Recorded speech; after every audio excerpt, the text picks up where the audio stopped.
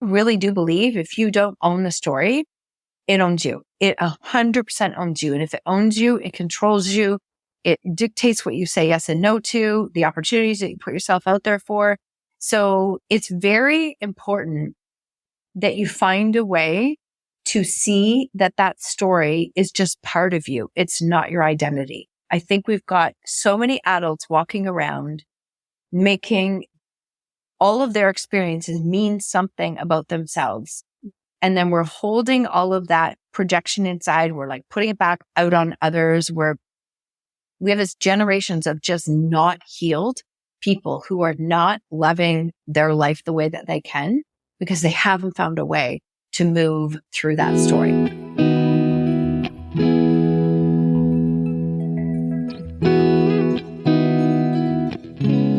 Welcome to the beautiful side of grief, Marsha. Lovely to have you here with me. I am so grateful to be here with you today, Helen. I thought I'd start our conversation off with the names of your delightful fur babies that I've seen on social media. You know, those little cuties, they are so gorgeous. Oh, my main fur baby is Izzy. And ironically, Izzy is named after the girl that we lost. That's actually is where her name comes from. So she's an Aussie Doodle. Aussie Doodles are incredible breeds of dogs, Australian Shepherds and Poodle. Not the dog for you if you don't want to exercise and train your dog. Like it's definitely not. But she's an incredible dog and has a lot of stimulation and exercise and intensity. She's a herder, right? They're herders. So they love to have jobs and they love to work. But I adore her to pieces. I'm a great believer that probably Izzy is coming through your beautiful fur baby because after I lost my beautiful girl, Tal, she was so excited to get a cat because we'd finally moved into a place that we could have one. And she's so excited. And she said, no kitten. I'm going to get a rescued cat. We'd only just shifted into a new home and she passed before she could go and select one. So 6 weeks after her accident, I went to our local SPCA and got this beautiful cat. And honestly, she'd been abused. So she was really skittish, but she used to crawl under the covers every single night. And it was just like she was snuggling up to me. And I swear that was my baby girl because my girl loved to jump in my bed with me and snuggle up. And I just felt, oh my gosh, isn't it amazing how the world works? I thank you for sharing that. And I 100% agree. We did not have a dog on the radar. And I felt this immediate call of a very strong sense of intuition that it was time to get a dog. And I saw a picture of an Aussie Doodle and I told my husband, I don't even know what that is. Like we've never even heard of that breed.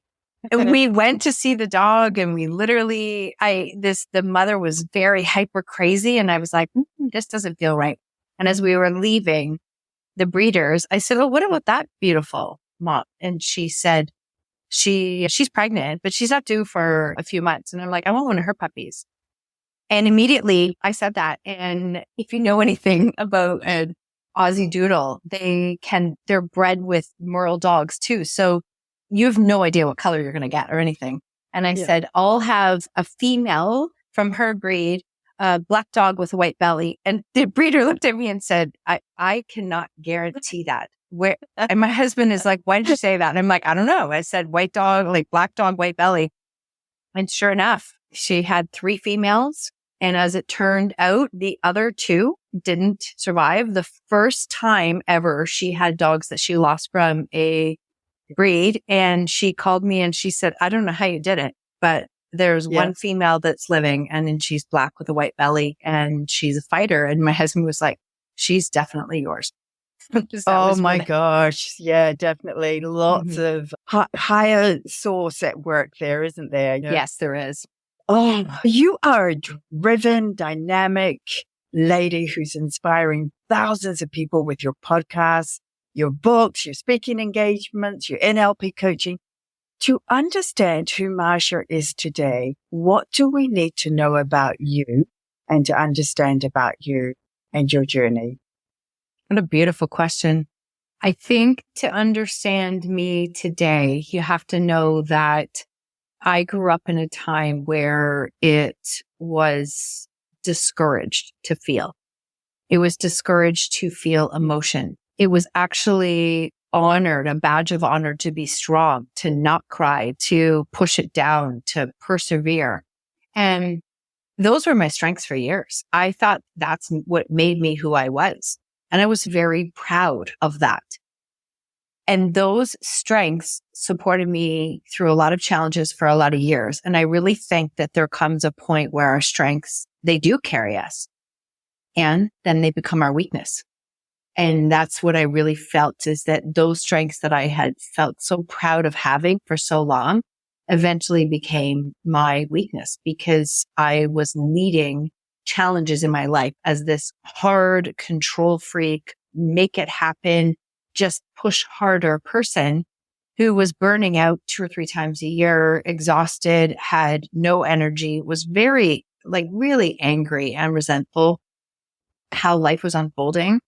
And I don't think that she really knew how to have fun, appreciate compassion, grace, love, enjoy the moment. I don't think that really deep down, I don't think I ever gave myself time to do that. So to know who I am today is to know who I spent most of my life being, which is a very different version of who I am today.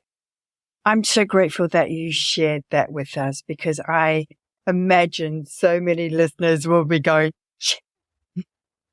and we don't understand because we were so conditioned, and this was the way you needed to be, and stop being silly. And you're not like, oh gosh, that was a catch cry of my whole entire childhood.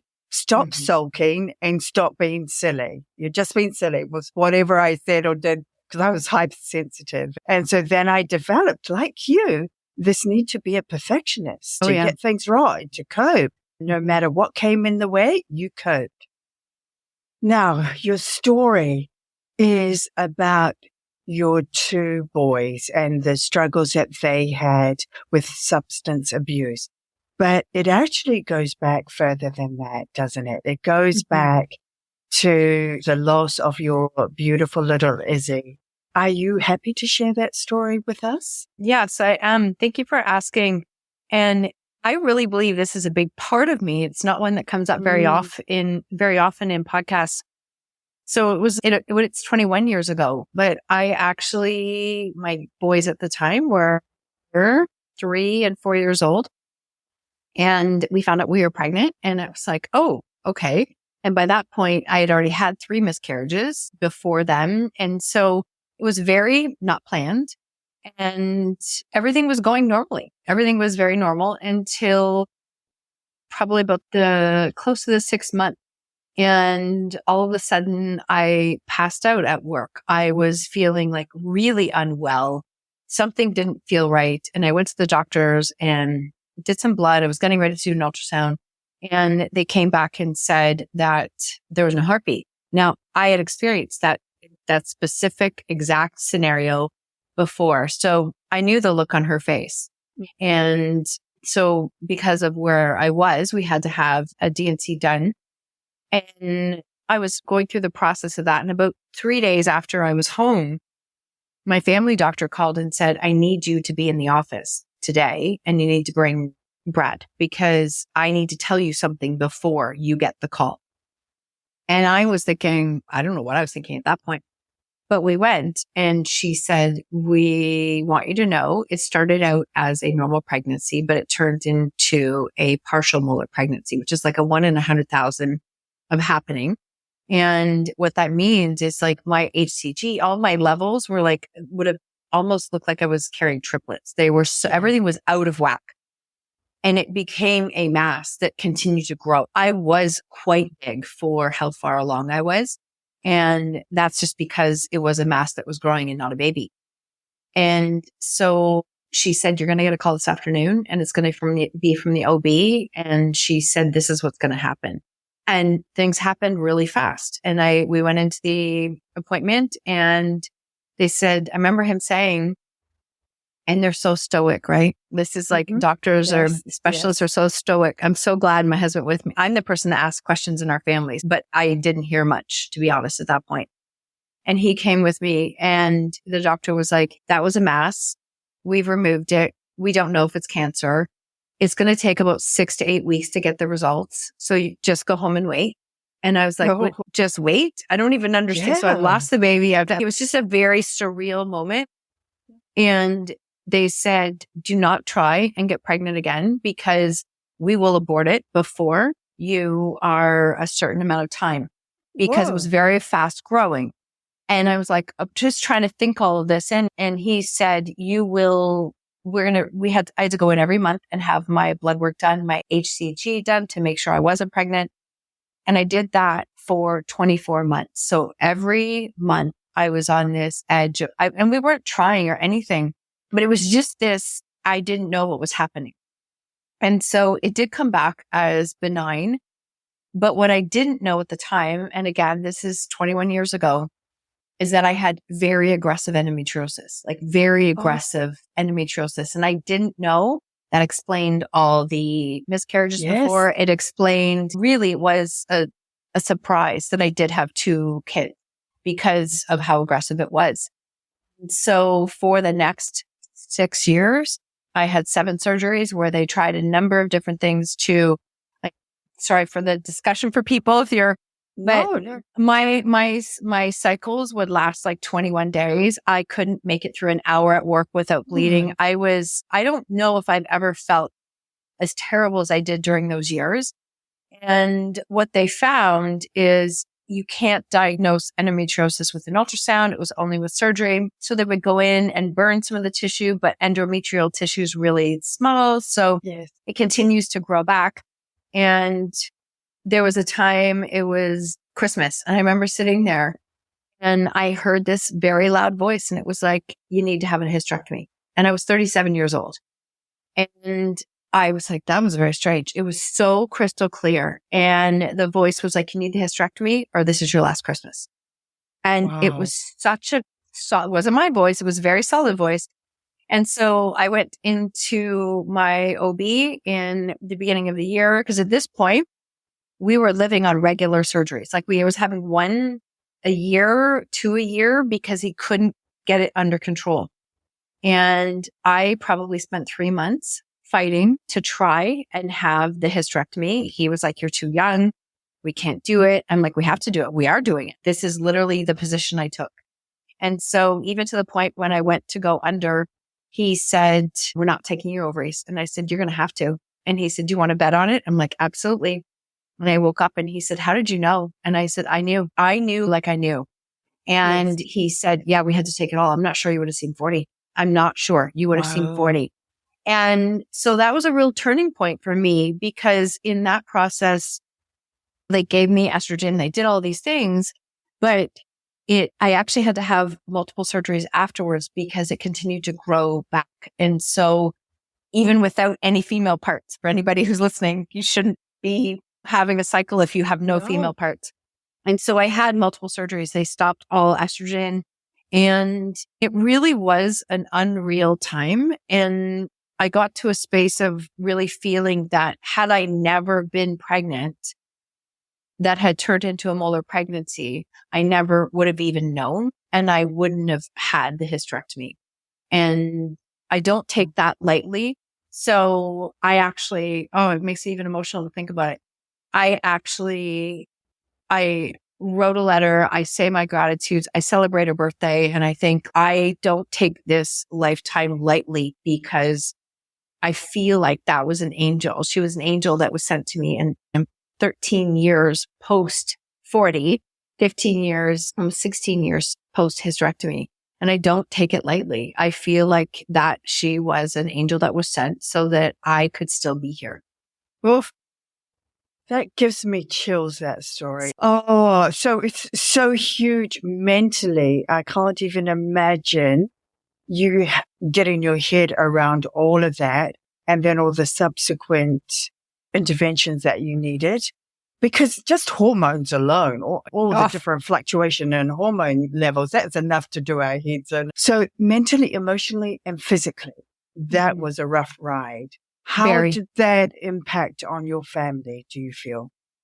I do think it's impossible to think it didn't have an impact, because even when my kids were younger, I still have it on my table, my night table, and my one son, get well, mom, because he made me a little bear with it, because they were so used to me going in and having surgery, something like needing help, something was there. They wouldn't have understood it, but it was a normal thing that was happening. And it was something that they were seeing on a regular basis. And it wasn't like I was talking to them about what was happening. They just knew that. So I think it had an effect. It had an impact on my husband too, because I remember during that time him saying, can't we just do a hysterectomy? Do we really have to go through 2 years of this, of testing every month? And like the emotional side of this it was a lot. And I remember the OB saying, we can't do this. We need to monitor. We don't exactly know where this has come from and what's happened. So we need to monitor her. And it was every month for 24 months, I would go in for my testing and just see if there was any changes, what had happened. And it really just set the cycle. So it did impact a lot of us. There's no question. And you shared with me just before the impact of losing a child before your full term and how other people view that. I think this is so important to understand, because I don't know about other females, but as soon as you know you're pregnant, that we being is occupying every part of your soul, your thoughts and everything. So share with us the difficulties around that and people understanding just what you'd gone. Wow. I absolutely love where you're taking this questioning, because it's really opening up something which I'm grateful. I haven't shared this on very many shows. I actually, if ever, no. I had a number of people, again, this will be in, early 2000. I had miscarriages before that. My oldest son was born in 97. So I had miscarriages in 95, 96. And I had multiple people say, I don't understand what the big deal is. It's not like you met them. And I actually yes, I have heard people say that to my face. And I had one, especially after that last one, who made that comment. She was a very good friend of my parents. And she said, I just don't get it. She said, because it's not like it was a person. You didn't meet them. And I'm very quick-witted. And so I just remember saying at the time, I said, Diane, have you ever experienced a miscarriage? And she's like, no. And I said, it shows. It shows. Good for you. It shows. And that's all I needed to say. It was also an experience of taking on those thoughts and opinions and harsh comments from others and learning how to navigate it. And even then, you go back 21 years, 25 years, we don't talk about miscarriages. That was your issue to just deal with and move on. So we didn't have conversations like this then. And I often think, I know I craved it. I know my soul craved it, because there was nowhere to go to talk about it. And I think this is incredibly important that we continue to have these conversations. I term it as the silent grief, the grief that, like you just said, you had to endure, but not just you and your husband, because it has we forget about the husbands in these equations as well, because for them, that's a new little person they're excited to meet. And then when you lose one, it's just devastating for them, isn't it? It really is. And I think that sometimes, actually maybe often in a marriage, it's easy to forget what the other person is walking through, and how can you see things from their perspective and their eyes. And even when my first was born, we had an awful lot of complications in the room, and it got pretty scary a couple of times. And I remember he handled it like a pro. He was amazing. And then afterwards, people joke about, oh, it's not even that hard of a job for the husband, blah, blah, blah. People joke about things like that. They did then. And because you're doing all the physical work. And I remember him saying to me something that has always stuck with me. And he said, watching you in that much pain, not knowing what I could do, how to help you, was one of the worst experiences of my life. And I was like, oh, I never thought about that. So I think it's actually, even though that was my spouse, it's great to be able to take a moment and see it from another person's point of view. And that helped me to go like, oh, that would be terrible. Like that would be terrible he goes, I'm like celebrating that you're giving birth, but I'm so scared because you were going through so many complications at once. It was really hard to watch. And I think that really sums up that it's important that we can see things from each other's point of view and take a moment to see that. I interviewed a man not so long ago who shared his journey, his perspective on miscarriage. And that was just a brilliant conversation because for him, he said it really impacted on his manhood. He was the provider. He was the fix-it man. He was able to, he should be able to make this right. But suddenly he was navigating something that he had absolutely no control over and couldn't do anything. So here he was standing on the sidelines, just feeling so helpless. And yes, and again, men not able to or not allowed to share their feelings openly, and definitely not about miscarriage and grief and all of that. So you've got lots wrapped up in there, haven't you? Absolutely. Thank you for sharing that because I think it's really powerful to interview a man about this topic. I really do. I think it's important for both parties to be able to see that, of course, it impacts you both. Like, of course it does. Yeah. So let's move on to your two beautiful boys, and they get to their teens, and then things start to go horribly awry for you. And, they start to experience a substance abuse. So now you're on this roller coaster, and I can't even begin to imagine what this time must have been like for you because, again, there's often no help out there to go and seek. And then again, you're standing there feeling so, so helpless. Tell us about that time and the impact that had on.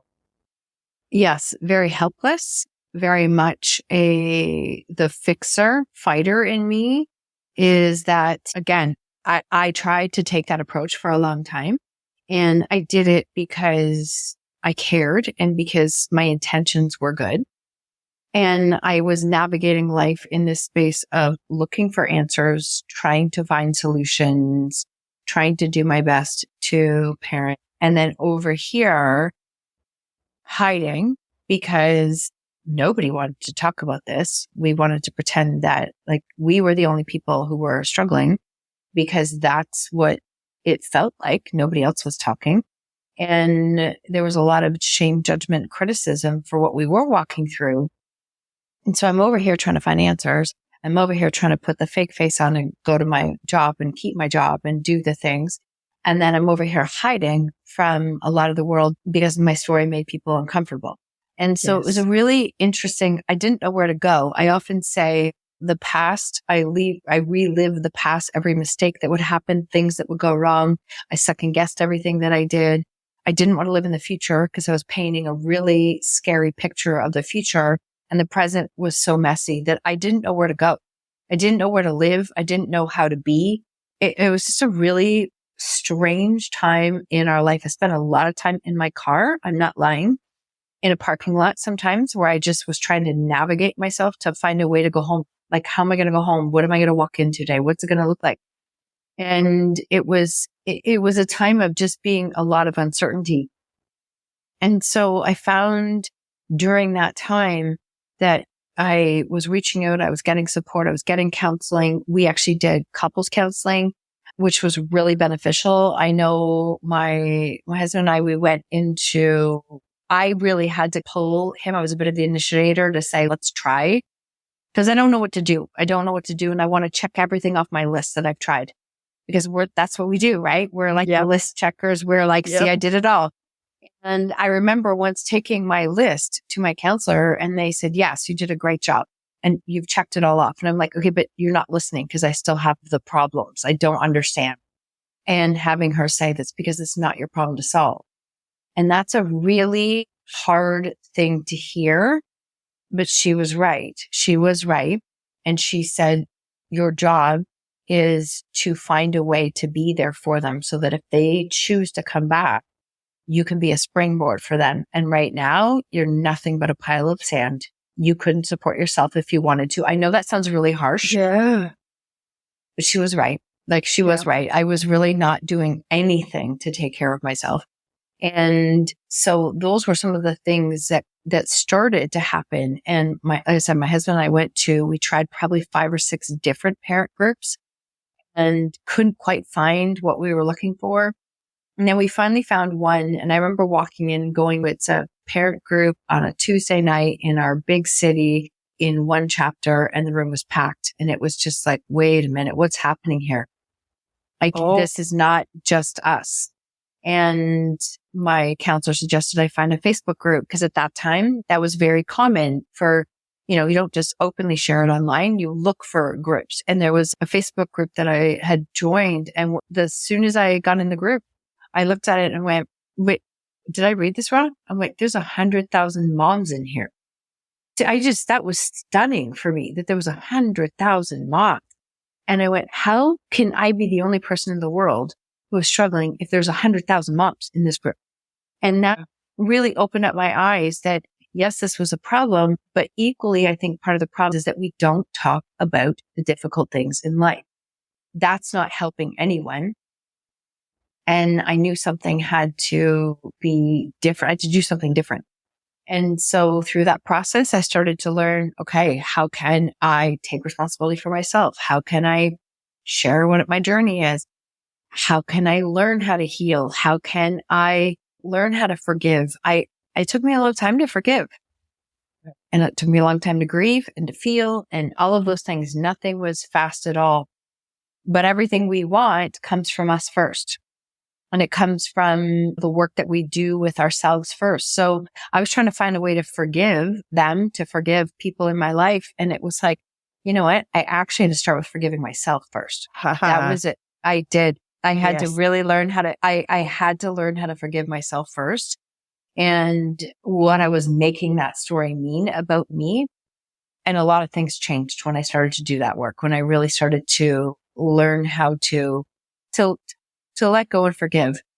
And one of the things that I found, and I still find it so useful that hopefully will support your listeners, is literally just, am I doing the best that I can with the tools that I have in this moment? Yes. And sometimes that's just as powerful. simple as it is. It is really, I often think like the decision that I make today is based on the information I have today. Tomorrow, I will have more information, but I didn't have that today. And so I make the best decision today that I can with the information that I have. Coming to that space really helped me to forgive and learn how to heal. But I would say, yes, to your question, there was a tremendous amount of grieving for what my life looked like at that time. How it wasn't what I thought my plan in life were going to. Nobody would sign up for this. Nobody would want this. This is not what anybody chooses. It happens. And I had to really spend time away from social media for a while, because at that point, everybody's sharing their family, what it looks like. And I'm like, mine doesn't look anything like that. Like, it was just this really awkward space and time. And my husband and I spent a tremendous amount of time of it alone with the two of us. Yeah. And, I'm grateful we grew a lot during those years. And so even, not that to take that, but when it got to the point and the pandemic happened and people were like, this is terrible, this is horrible. And we were looking, going like this, we've walked through way worse than this. Now, I'm not downplaying it, but what you're walking through does prepare you for what comes next. Thank you for sharing that, Marsha, because the power of forgiveness is unbelievable. It's a life changer. But also all those masks you were wearing to get through this is, exhausting, but also debilitating on your health, on everything around you. It affects every part of your life. And, I think the key to it is being able to be authentic. And that is what you started to talk about is, that turning point, that knowing that you had to do something about you to change how the picture looked. tell us about not being in control or taking responsibility as such for the actions of your boys. Because as a parent, as any parent, that is ingrained in us, isn't it? It's like we need to control that situation. So tell us about letting go, about fixing it. Mm. Yes. All of what you're saying now, I'm just shaking my head because I'm thinking those are some of the hardest lessons to learn is what is mine to control? What is mine to own? What am I responsible for, etc. I actually really believe that the lessons that I learned during that time and learning how to let go, they're important for any parent. They're not just for a parent who's walking through my story. And I really think this is a really important piece that I didn't see until afterwards. As parents, we have this strange badge of honor that my kids turned out incredibly well. Look at me. I did a great job. We wear this, right? We wear this those are my wins. I did this. I did a good job. And I think that when our kids are younger, that we see that I think there's a degree to it when your kids are younger that how you parent might be how they might behave. But I don't think that's 100% true because you're going to see kids with different behaviors. And when you see one throwing a temper tantrum, what do you subconsciously do? You look at the mom. You look at the parents and you think like, oh, seriously.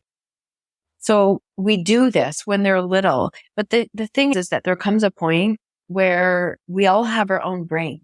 Like we don't share one. We all have our own brain. And so there comes a point where they have to make decisions on their own, regardless if we ever had our story. And I think that's a really important piece. And for them to learn, they have to make their own choices and their own decisions and their own experiences.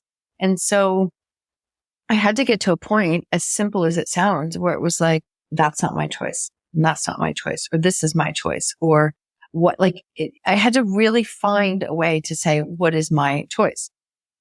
And I started to recognize that I was spending a lot of energy blaming everyone around me for how my life was turning out. And I had nothing left for me. And so instead, I started to do a lot of reading, a lot of podcasts, a lot of learning and understanding that no change comes from a space of blame.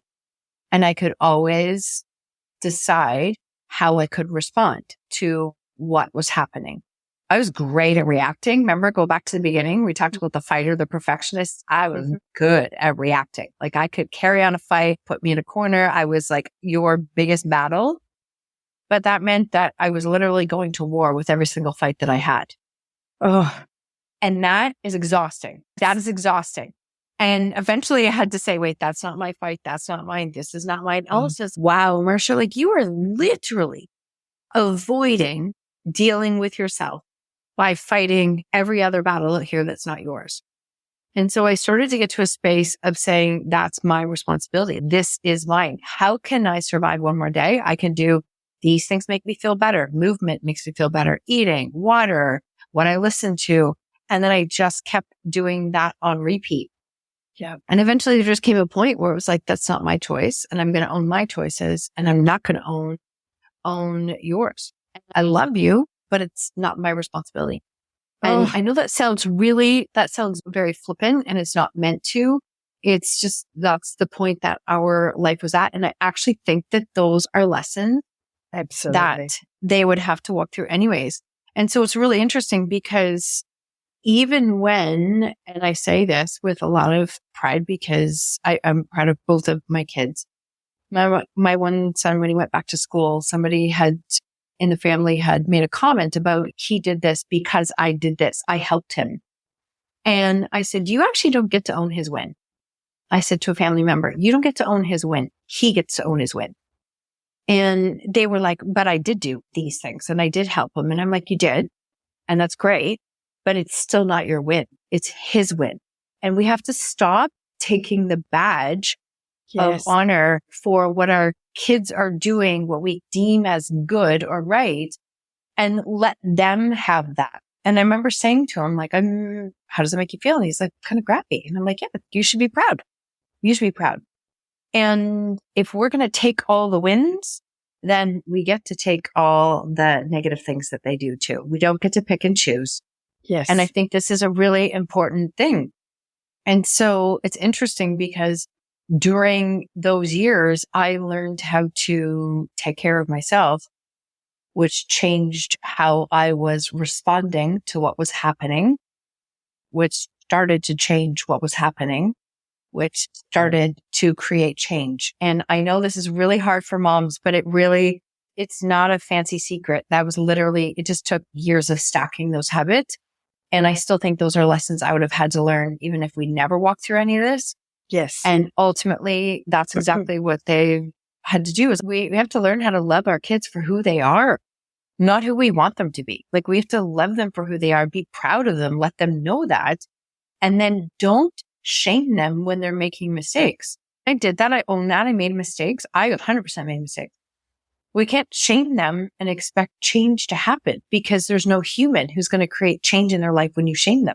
It's not how it works. And so we have to allow them to be able to make those changes and decisions and growth on their own. So I know that's a long answer, but I hope that gives you some. That's a beautiful answer because you've just actually given us so much information in that. And that's gold for parents going through this because they need the grit. They need not the glossing over. They need the grit behind it all. And you're sharing that beautifully. Thank you, Marsha. I remember when my daughter was quite young and my stepmom came home she'd been to a day conference and she was telling me about the premise of it was who owns the problem. She said she was a teacher at school for new entrants. So she was doing this with new entrants. Okay. Wow. Who owns a problem? And that impacted my whole entire life because going forward, I would think about it. I was a rescuer. I would go in and keep everything happy and smooth but actually often it was nothing to do with me. Mm-hmm. And so I was busy putting out fires that I didn't even start. And so I slowly learned to let go and recognize that. And even today, I still live my life by this. But when my daughter died, I said to somebody, I have absolutely no regrets. And they looked at me like, oh my God, that's amazing. They looked at me weirdly and they said, that is such a strange thing to say. And I said, no, seriously. I said, Mom, I feel I did the best I could possibly do. And she just turned 18 and we had glitches. Don't get me wrong. We had some tough time. But I enabled her to grow and be the person she needed to be. Still wanted to be hands-on a bit, but he learned to step back. And so I had the best teenage years. And so when I lost her at 18, I'm so grateful that I had so many beautiful years and memories. And that made it all worthwhile. I was her caretaker. And it's funny how I had to learn those lessons, which then gave me that outcome, which who knows down the line what's going to happen. So I think what you're sharing. Thank you for sharing that, Helen. Honestly, no, I do want to say that because I do believe your response is not a typical response in what a lot of people would say. And so that's outside of the norm. And then the average person is like, why would you say that? Like, how can you say that? They don't understand that. That's living life with no regrets.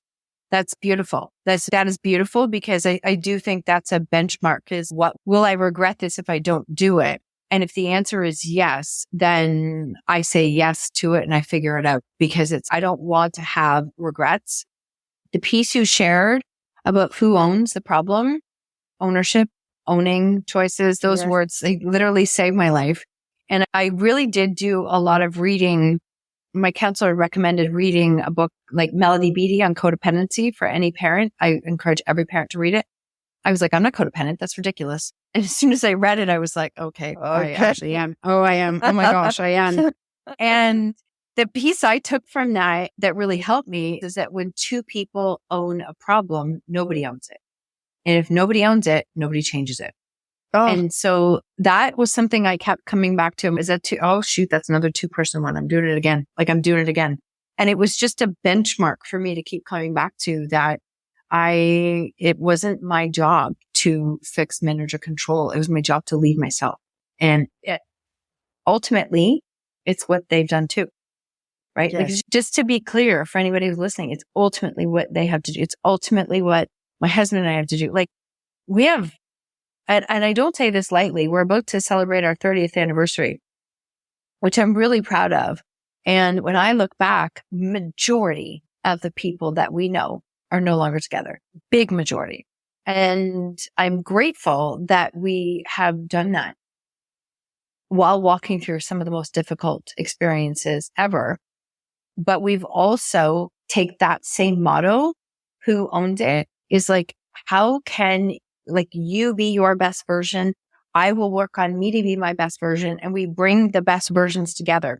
We don't bring two broken, mangled pieces together and expect the other person to fix it. Do they help and support 100 times over?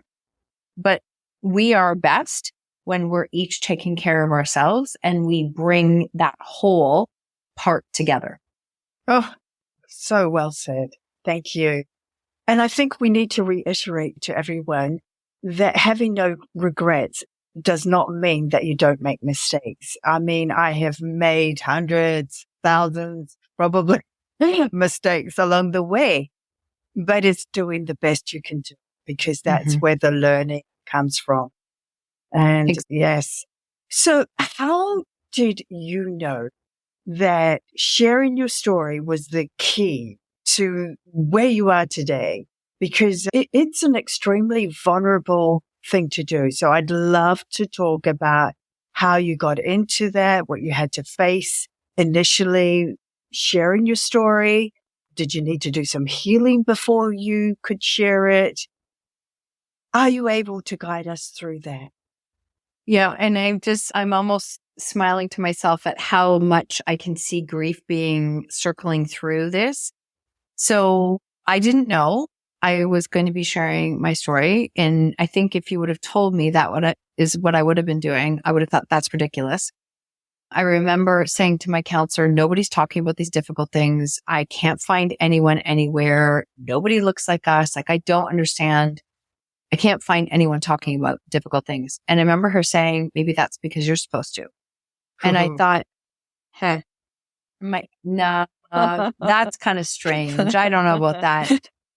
But there was a part of me that was like, what if you could do something good with this? What if you could turn it and do something good? And so I shared how like our story really rocked our whole family. It really did. And I had a really special relationship with my grandmother, and she's a feisty thing, I'll tell you. But I actually was the person who ended up taking her to the hospital when she was diagnosed with a very like aggressive cancer by that point. And she never went home. And so she said to me, I remember we had very deep conversations in the hospital. And she said, I'm so proud of you, how you've handled this, how you've done. Like, she was just beautiful. She really was. But about 3 days before she passed, she called me on the phone and she said, everybody says I have to have Uncle Johnny read the eulogy at my funeral. And I've just told everybody, like, it's my funeral. I get to decide who, and I want you to do it. I was like, what? Like, I've never done a eulogy before. And I've never been asked by somebody who was still alive, right? In that situation. And she said, but you've got to find a way. You've got to find a way to bring some fun into it, some heart into it. I want people to remember me. We had the most beautiful conversation planning her eulogy while she was still alive. And I poured my heart into that. And when it was done, I remember a few people saying to me, I think you're supposed to speak. And this was all kind of happening at the same time. And about a few months after her eulogy, I was asked to speak at the first event. And, my first few times I did all the things. I got on stage, I cried, I forgot where I was. I didn't know what I was supposed to be saying next. I mean, we all have firsts. You have to have those moments, and that's how you learn. But as I started to do it, the first couple of times, I was so worried about how people were going to judge me. What did this look like? But I felt like I was supposed to. And it didn't take long before I would have people coming up to me. And this is what blew me away. They would say, that's my story. And I've never told a soul for 20 years, 30 years, 40 years. I'm like, what do you mean never told anybody? The amount of shame I was feeling from people who had lived their entire lives not telling somebody that they were struggling with their family.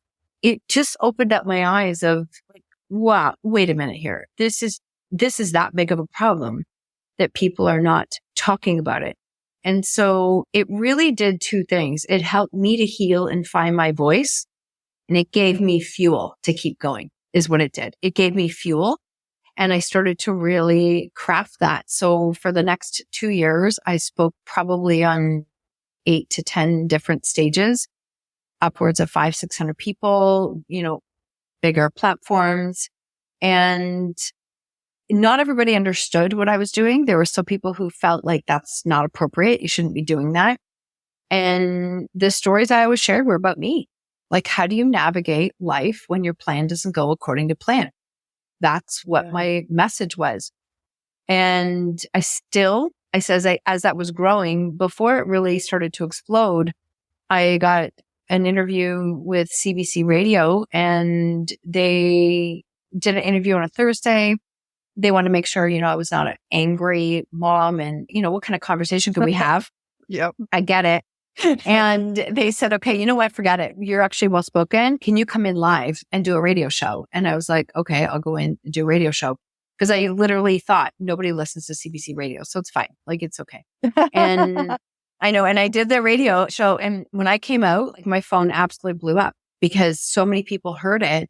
And I just sat there and went, everybody knows now. And it was just this moment of freedom that I could take the masks off and stop taking on everyone else's thoughts and opinion. And I really started to believe and feel deep down, this story was meant for something more. It was meant for something more. Mm-hmm. So what would you say to listeners that say, oh, that's all very well. You're a great speaker. Listen to you. You've got it all together. I'm not that person. How would I ever get to telling my story or sharing my story? What would you say to them? I think that, and I do get that a lot, actually. It's easier for you because you're stronger.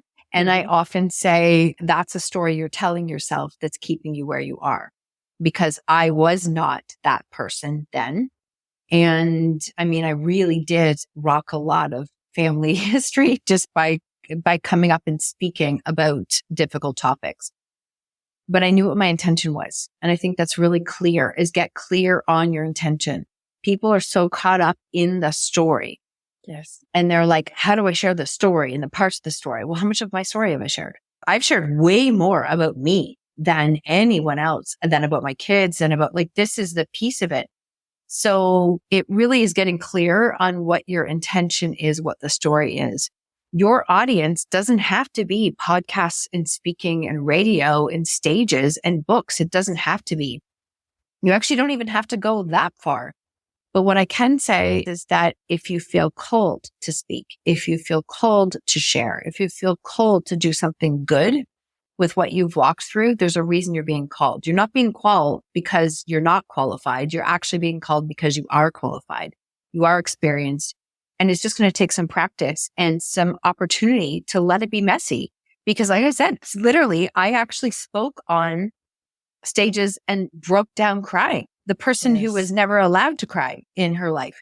I forgot completely where I was. I had talks memorized only to forget it in minute 1 because you can't give a heartfelt talk like that memorized. And so I did all of those things. You have to give yourself a chance to find your authentic voice. You won't find it by trying to be like everyone else. You're going to find it by doing it your way. And so that's the message that I would say. And again, like I said in the beginning there, you don't have to go on stages and do things like this to share it. But I really do believe if you don't own the story, it owns you. It 100% owns you. And if it owns you, it controls you. It dictates what you say yes and no to, the opportunities that you put yourself out there for. So it's very important that you find a way to see that that story is just part of you. It's not your identity. I think we've got so many adults walking around making all of their experiences mean something about themselves. And then we're holding all of that projection inside. We're like putting it back out on others. We have this generations of just not healed people who are not loving their life the way that they can because they haven't found a way to move through that story. And so a lot of things can change in your life by just doing some of this work, even if you never get to this stage of doing it. One of the things that, I really dove into Brene Brown's work, obviously, I'm sure I shouldn't say obviously, but this is important work to me. And one of the things that I heard her say is like, where do you have joy in your life? And I'm sitting there going, joy? Like, how can I have joy? You see what, I'm walking through, what a ridiculous, joy, gratitude, this is crazy. But it really did open up my eyes that you can't selectively block emotion. I was spending so long trying to block only the ugly emotions and feel the others. And life doesn't work like that. You have to feel them all. And so owning my story literally helped me to heal in ways that I could have never imagined and find purpose with the worst experience I walked through. So that's me. And if it's landing and you're listening to it, there's something there for you. You can explore it. You can see it. You can write it out. You can think about it. But if you're already feeling that call, then there's something there for you. When I shared, the counselor said to me, maybe you're supposed to do it. I immediately was like, that's ridiculous. And what if it's not? I did have a moment and I was long before I was doing it. And so it's there. Trust those downloads. Oh, I understand completely what you're saying because I never ever saw myself podcasting. I'm a bit of an introvert.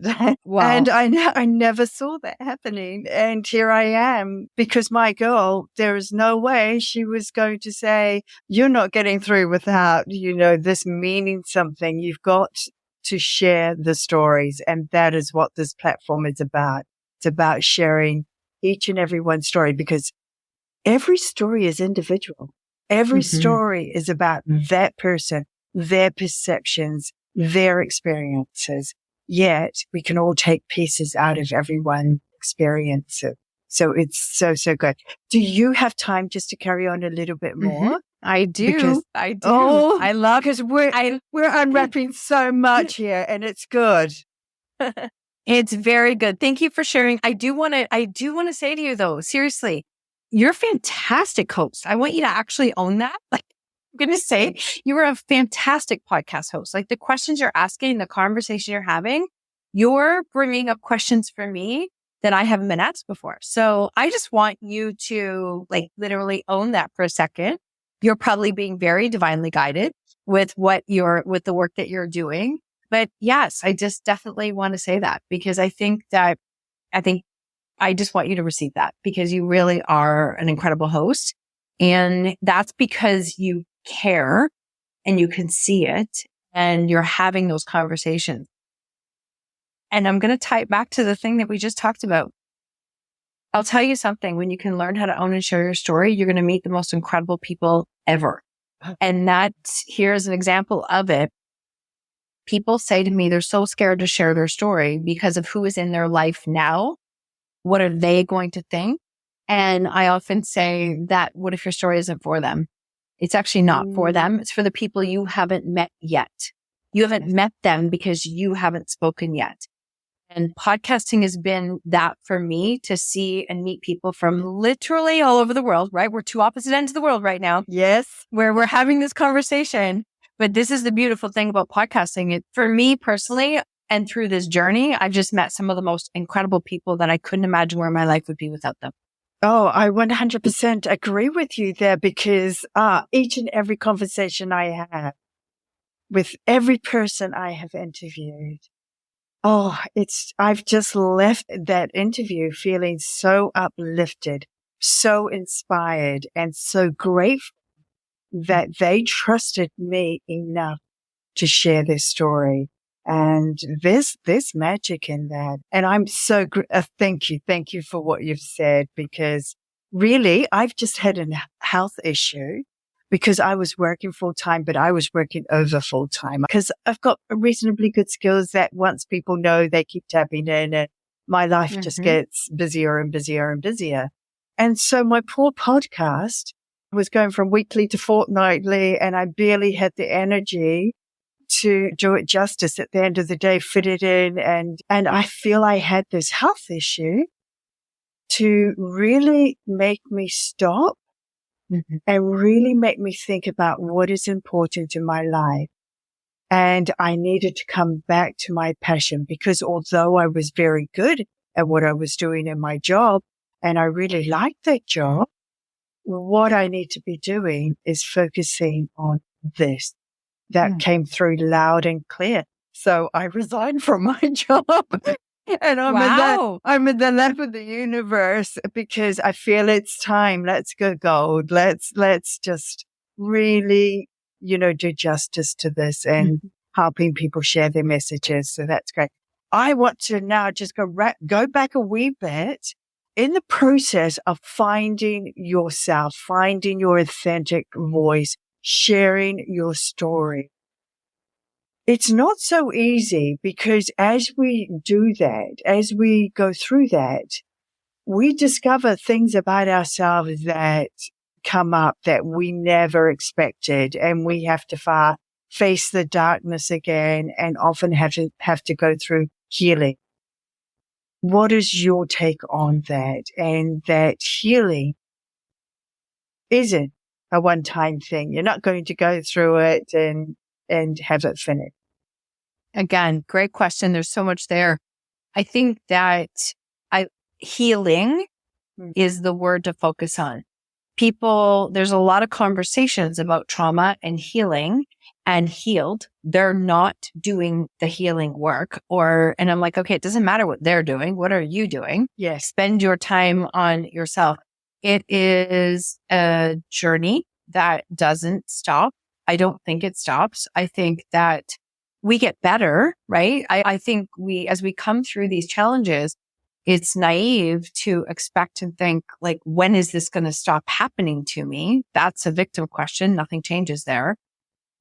Instead, it's like, how can we get better so that we can see our blind spots, see the things that are happening, so we can catch ourselves when those moments happen. The healing never, ever stops. I think that in itself was a very big learning lesson for me, because I was the perfectionist, right? You do it right, and then it's done. You go to the next thing, go to the next thing, go to the next thing. That's not how this went at all. And I put my head down. I worked really hard. I wrote books. I helped people publish books. And it wasn't until in 2020, I actually was going through something. I turned 50. My job was gone immediately. I was like, okay, I guess we're going to figure this out. And it didn't come back. And during that time, I was prepping, didn't know it, for the biggest surgery I'd ever had. And I ended up having a back surgery. They rebuilt my lumbar spine, titanium. It came out of nowhere. Yep. And the reason I share this is because one of my very dear friends who helps me with my podcast now, and we have a co-podcast together, she was a massage therapist, myofascial therapist. She was working on me at that time, and because I didn't know what was happening. And she said the words, everybody holds a story. And I just went, oh, everybody does hold a story. Oh, wait, it does hold a story. And it started to really spark this conversation. The reason I'm sharing that, it then went on to become a podcast. It went on to become collaborative books. But before that, that was my turning point moment where I just went, oh my gosh, I've actually been trying to tackle helping people to change their story by consciously just think about it, do it differently, write it out, speak it, share it, just keep moving forward. But what I was missing is how much our bodies are holding on to the trauma, the challenges that we feel in our body. And I had to learn that one firsthand in order to really understand it. And so it really did help me in a space. That was the time when I really started to dive into healing. I took my neurolinguistic programming practitioners and masters and trainers because that was a missing piece for me. Yeah. I hadn't taken the time to physically heal and understand what my body had gone through for decades, not just from this time. And so I just think that's the big thing, is recognizing that the journey was never a one and done. It is a journey that you continually do. I also had to learn to honor that, what got me here isn't going to get me there. Had to honor that fighter. She brought me so far. That perfectionist, she brought me so far. And I'm so grateful for the skills that I had during that time, because I could have quit 100 times over. But I had to not resent her anymore, because she did the best that she could with what she had. And there was a point when I gave my very first talk, I openly share this, that I looked at that picture. I was probably 30 pounds heavier than what I am now. I felt like I looked terrible. I remember how I felt in that moment. It's not about the weight or the size. So I felt so lost, and I was really hard on myself, like really hard on myself. And it wasn't until I went through an exercise and actually wrote a thank you letter to that version of me, that picture I put up.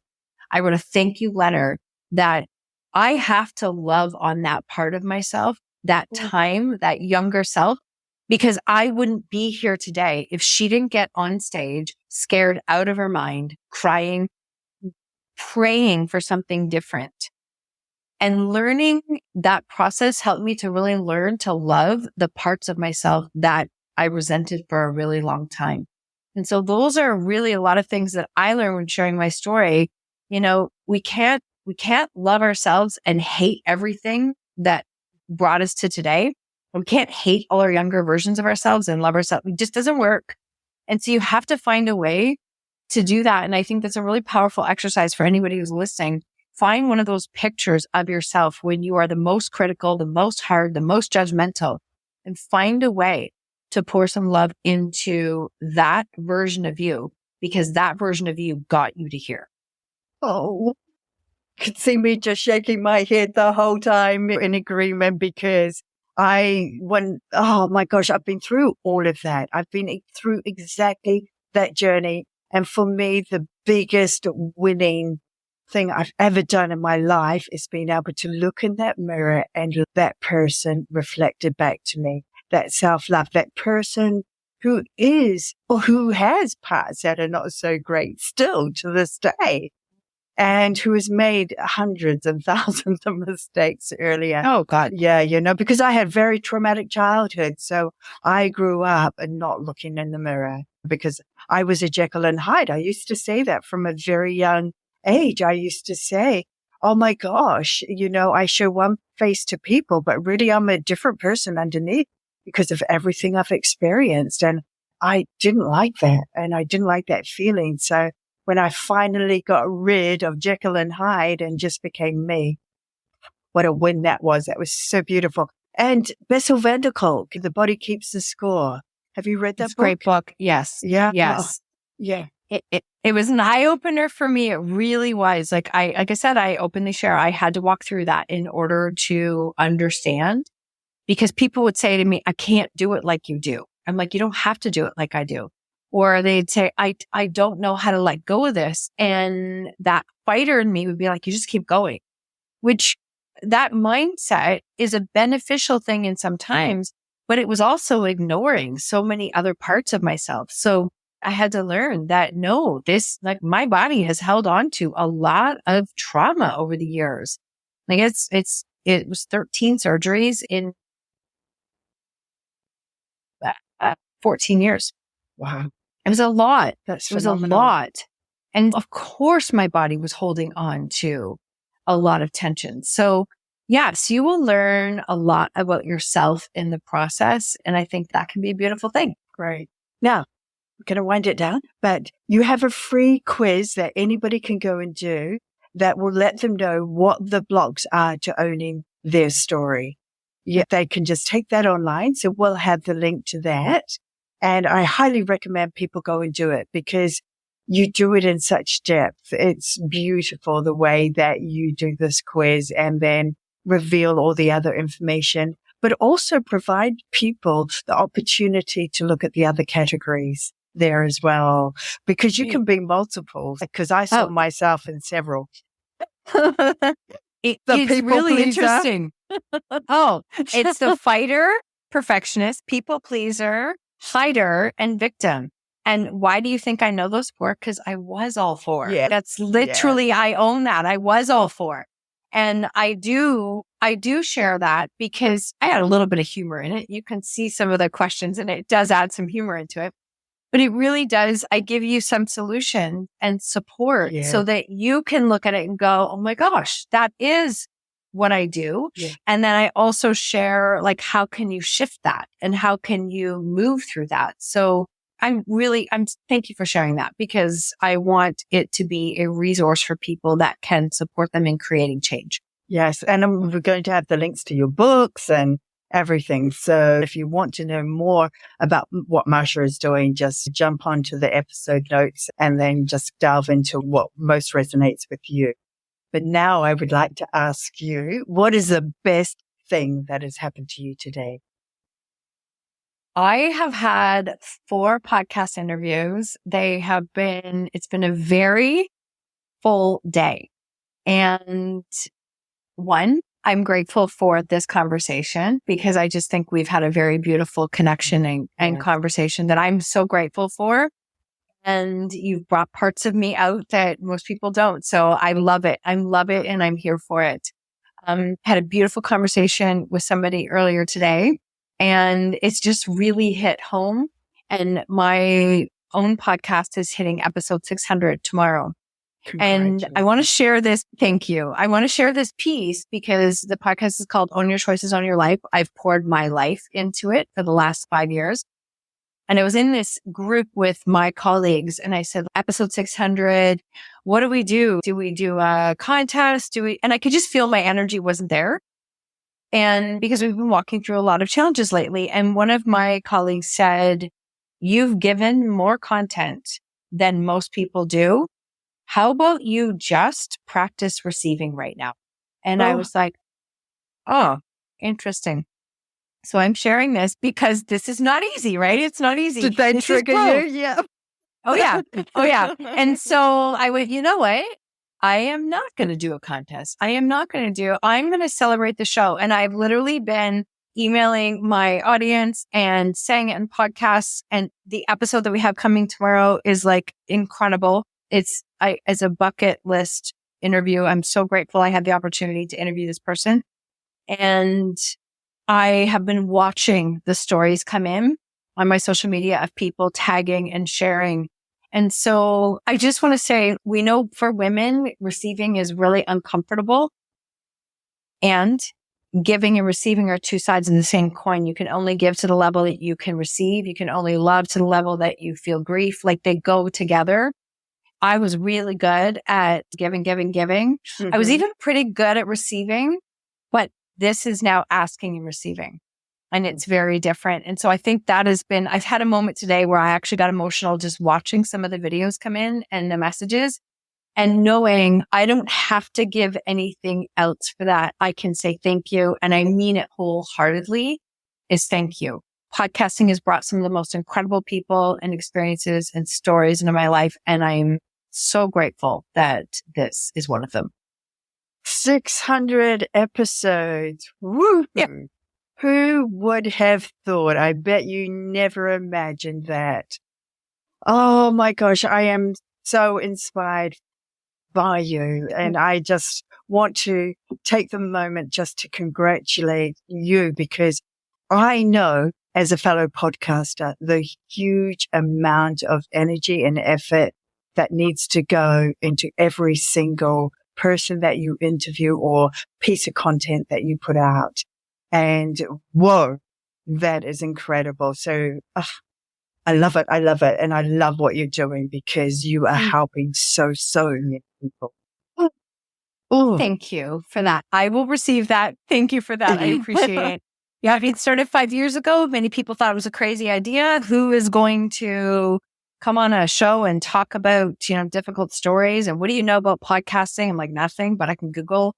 And it was literally, I just wanted to normalize having difficult conversations, sharing stories of people who have walked through difficult times and they're doing something good with that. I wanted to normalize that conversation. I didn't know what I didn't know. And I just went, I feel the gut call. I'm going to do it and I'm going to start. And so it started. And then around 2020, it started to get super consistent with like 3 episodes a week. Sometimes it's 4. It's been a little bit crazy, but if it brings you joy, taking back to what you say, if it brings you joy and it's something you love doing, find a way. Like you just find a way. And I know most people think I'm crazy. And what I do, I've been saying for a couple of years, this is going to become the cornerstone of my business and what I do. How is it going to unfold? No clue. No idea. No clue. And I don't have to know the how. No. But if I stay consistent, I'm just showing the universe, like, I'm not going away. This is what we're doing. So it's a beautiful thing. So thank you. And honestly, congrats on your podcast, where you're doing what you're doing with it, because you too are opening up conversations that are really important to have. Thank you. Wow. My body I have to share this because as you speak, my body is reacting to what you're saying and it's resonating with what you're saying. I have chills. My heart is, going as you say something and I can feel it in my chest. And so I know what you are sharing is absolute gold. So what is something that you're most grateful for?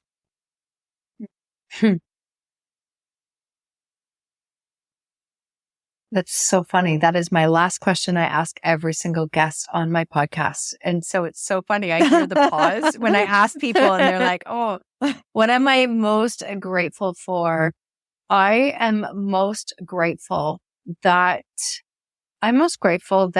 sharing my story has allowed me to heal on levels that I never thought was possible, to find joy on levels that I never thought was possible, and to build relationships with total strangers that I never thought was possible.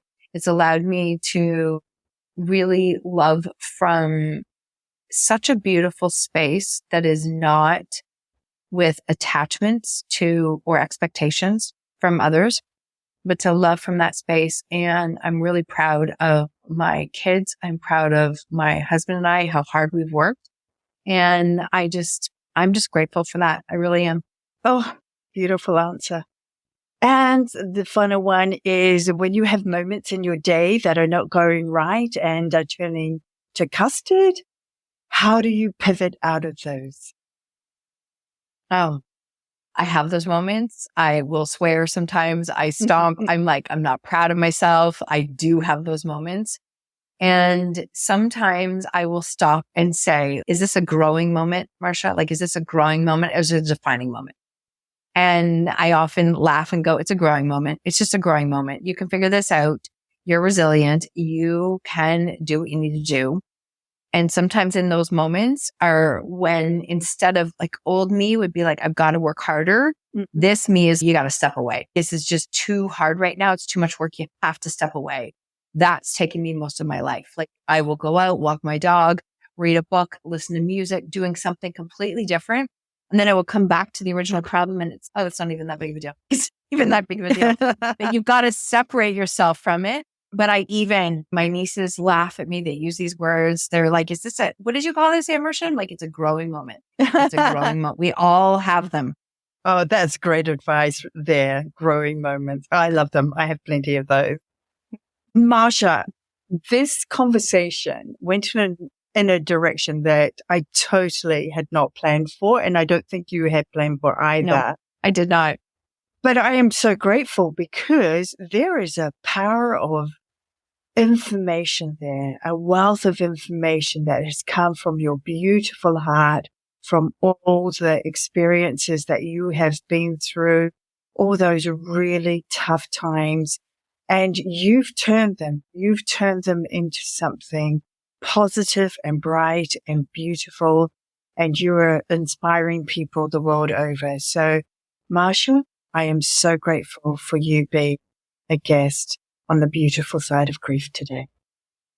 Thank you so much for having me, Helen. I would love to stay connected. I hope this is not our last conversation. It has been an absolute pleasure being here. Yeah, I agree. This is going to go other places. So yes, definitely we'll stay connected. Thank you. Thank you. Thanks for listening. I hope you got some real value from this episode. If there's a topic you'd like covered, click on the Beautiful Side of Grief at gmail.com link, or go into the beautifulsideofgrief.com website, where you can also leave a review. To get notified of new episodes, hit the subscribe button. And if you know of somebody who could benefit from this episode, please share. And until next time, please be kind to you and take good care.